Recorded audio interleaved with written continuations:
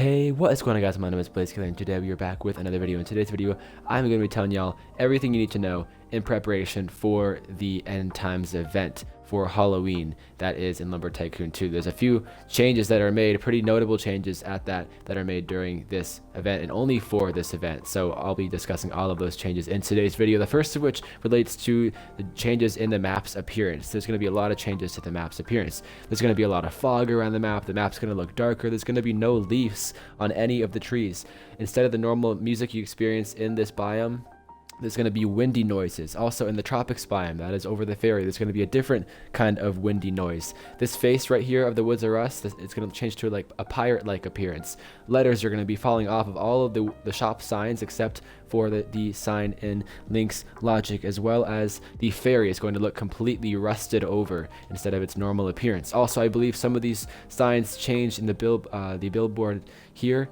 Maybe not all of them, maybe some of them, but I believe these ones that pertain to the Rickery Axe posters do change to a sign that says the end is near instead of their normal appearance. We have one of these posters up here, one of them above me, and we have one of them as well in the land store right over there. So those are just a few of the changes, a few of the map changes that are going to take place. There might be a few of them that I left off there, but essentially the map's going to look a lot different. It's going to be very noticeable.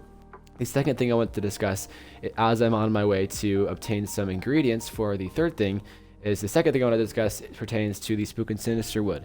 Now, the Spook and Sinister wood has been spawnable the entire month of October so far, but the spawn rate increases dramatically on Halloween. That is only on October 31st. That is also the End Times event, so those terms are interchangeable. If you might hear me refer to all of those are the same thing.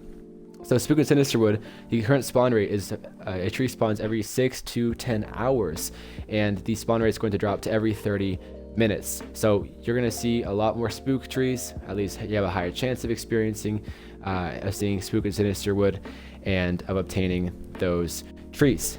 Also, up to 3 trees are able to spawn at once during this event, during this day, during Halloween as well. So all the more chance to experience these trees, given the spawn rate increase and given the max tree spawn capacity increasing as well. So that brings me to my third point. So yes, Spook and Sinister wood, the map looks different, great.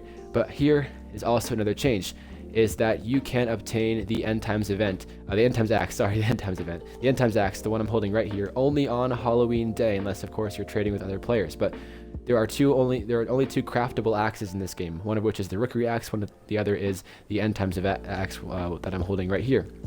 Now you obtain the End Times Axe the same way you obtain the Rickery Axe, using 3 ingredients, one of which is the can of worms, which you obtain here from Bob's Shack. The other of which is the light bulb you obtain from Fancy Furnishings. I'll have to wait till it gets day so I can get that. And the third thing is the bag of sand from Woods of Rust. So let me go gather all of those ingredients, and then we'll head over and show you how to get the End Times Axe. So now that it's day, I'm going to really quickly go grab some TNT, which you might very well need for where we are going. And to just give you a rundown on how much all of these ingredients will cost you, the bag of sand in the Woods of Rust, which we'll go grab in just a second, will cost $1,600. The light bulb, $2,600, and the can of worms, which we already purchased, $3,200, as well as the dynamite, which costs $220 each, I believe. And if you don't have the pass that allows you to lower the bridge for free, then you are going to have to pay $100 to lower that. So here, let's grab our second ingredient from here, then we'll move on to our third ingredient. All right, in the Woods of Rust, we're going to find our bag of sand. This is our third and final ingredient. Alright, so follow where I am now, and we're going to go into the taiga biome over here. If there were boulders here, we would use our dynamite to blow them up. Usually 1 is sufficient, but 2 might be necessary.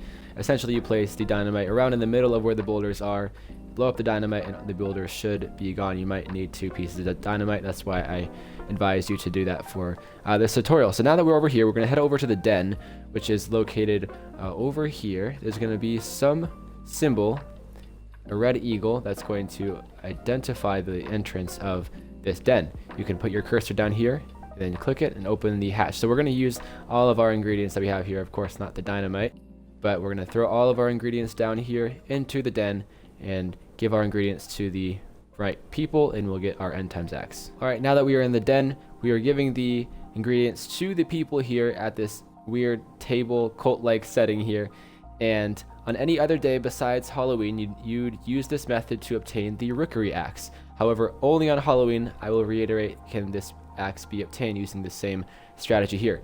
So how I like to remember this is WSL. We have our worms, sand, light bulb. That's just a helpful way that I like to remember which goes where, because it does depend on the order. And then once we have this on top of this plate, we should have the axe coming down, and it's going to be the Rookery Axe because it's not Halloween at the time of this recording. But should you do this on Halloween, and I advise you to do so, since you can really get as many end times axes as your money permits, and this only takes around $8,000, so it's not really too bad of a deal.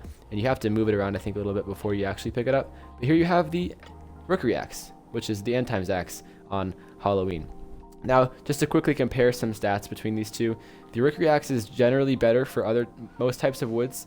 However, the end times axe is the axe necessary to cut the end times wood or the phantom wood, and is the only axe that can cut that wood. You can't cut it using a chop saw or any other type of axe, and generally it's a little bit worse, but it's better for that wood specifically. So that essentially sums up today's video. We have map changes that are going to occur in terms of the appearance of the map is going to change. We have the Spook and Sinister with spawn rates that are going to increase dramatically, and we also have the availability of the end times axe during this event. These are the three big things that are occurring. I want to remind you all that after Halloween, these items are going to go off sale. That is the Crimson Bag of Candy and the pumpkin, so go stock up on all of those things now, because the prices of them are going to skyrocket, especially the pumpkin, once the event ends. So stock up on all of those things. Hop on the game on Halloween and search for some Spook and Sinister wood trees, as the spawn rate again is going to be drastically increased for those. Watch my video on how to find Spook and Sinister wood if you